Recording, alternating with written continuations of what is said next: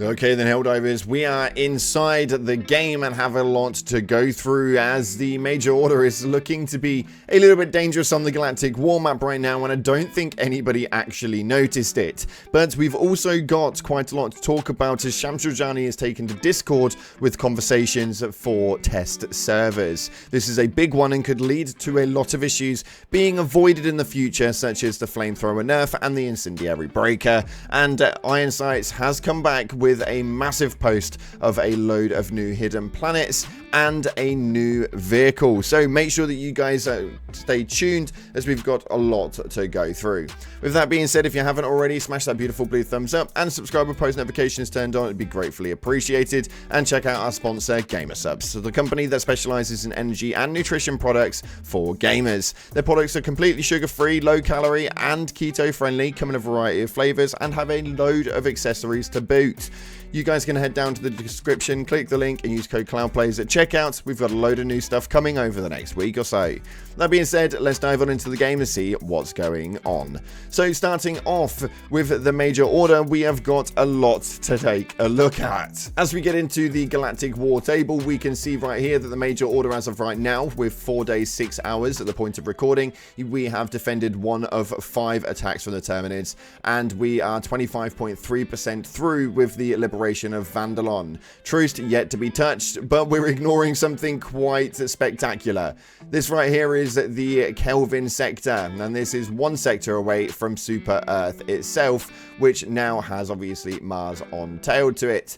But yeah, we are really freaking close to this right now, as Courier seems to be the next planet alongside. So we are 1 sector away from Super Earth being taken on the Sol system by the automatons, and we've got our Major Order over here. So what the hell do we do with that? This is very, very close indeed. We've got to take this 1 planet. That should eventually eradicate this whole sector here of the Mars-Pera sector and leave us just with the Hydra sector on side. We can attack that in a little while with a Seer Pass being there, but this is getting dangerously close, and even though I want to complete this Major Order as much as you do, Vandalon, I feel like, needs to just be rested for now while we take out Courier and the defense campaign manages to hit a win.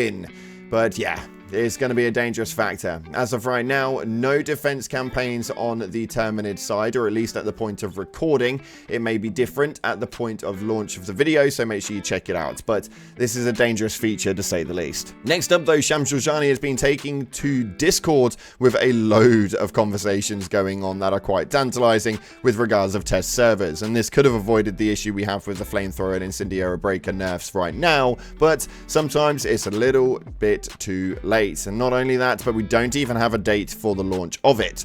Somebody put right here, do you guys playtest the game yourself with different weapons? This would solve a lot of problems in my opinion. So far, the devs feel really out of touch with the player base. And I think that this is actually an incredible statement and something that is so wholesomely true. I think that the development team seem really out of touch with what we're looking at, what we want, and what it is that the changes should be.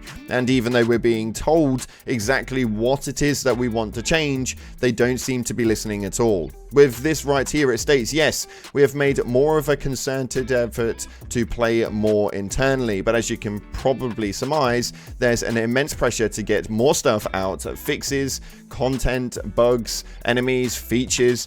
This is a job at the end of the day for us, and every hour we play the game is 1 less hour in development, so we play some and then rely on wider testing. We've spoken about using test servers to get all of you into the action to tell us the Flamethrower is better or worse after the update. Now, as to why we can't just revert these changes as to what they were before the update went into play, I have no idea. The Incendiary Breaker was perfectly fine, it was perfectly fine, the Flamethrower was perfectly fine, and they've already stated on the back of their box that they are wanting us to have and use overpowered weapons. I don't really understand the movement for it and why we can't revert the changes to what they were before, as I don't think it was so obliteratingly broken that we needed to nerf it whatsoever.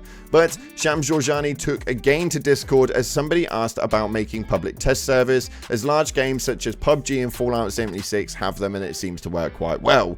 Shamsuljani responded with 100% yes. yes, it's in the works. But when is all this going to be coming? It's not looking to be anytime soon for the record. Shams actually stated the test servers, more surveys, streams and vlogs that you can quote me on. All but the test servers should be up in a few months. The test servers, I don't know the timeline on. Now, I don't understand the movement towards all of this. We've obviously got surveys, streams and vlogs coming very, very soon, or at least very soon being in the next couple of months or so, and the test servers are a waiting game to say the least.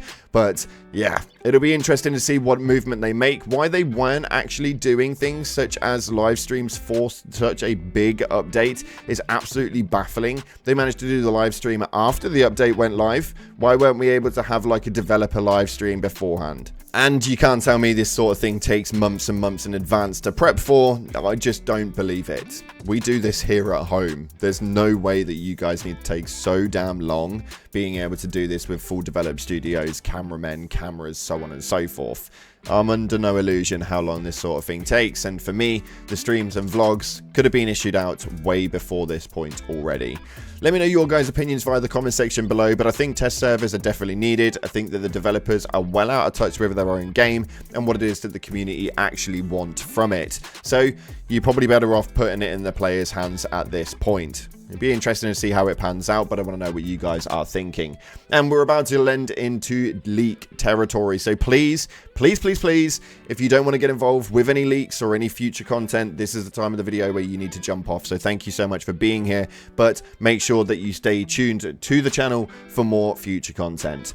Now that we've got that out of the way, we have got a leak coming from Iron Sights right here with the quote-unquote hidden planets. We can see right here, we've got the Bug homeworld, the Bot homeworld, the Illuminate homeworld, Mines of Xeon, Forest Cathedral, Heroes Bayo, we've got Coldith, Miasma, we've got Darkwater Bay, Bug Quarantine, Meridian Isla, RP426, and Outpost 31, as well as Franklin's Retreat and Proti. And this is interesting. He goes on to state that these are a bunch of planets that the game recognizes but are not visible, likely for a map expansion.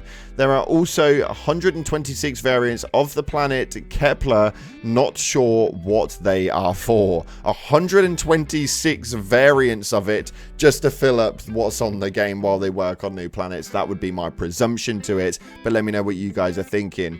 That's hilarious why there's 126 variants. That's insane. And another thing that we've not heard about for a little while now, and there's definitely a decent reason for it, is this right here, the TD-110 Bastion tank. Very little info on this one, but apparently Iron Sights managed to get some help with it for obtaining the model, and this is exactly what it looks like. As to what it is we're going to be using it for, or if we're ever even going to use it, is yet to be seen. We've not even got the bog standard vehicles in the game yet, and we know that they've been in there for months on end.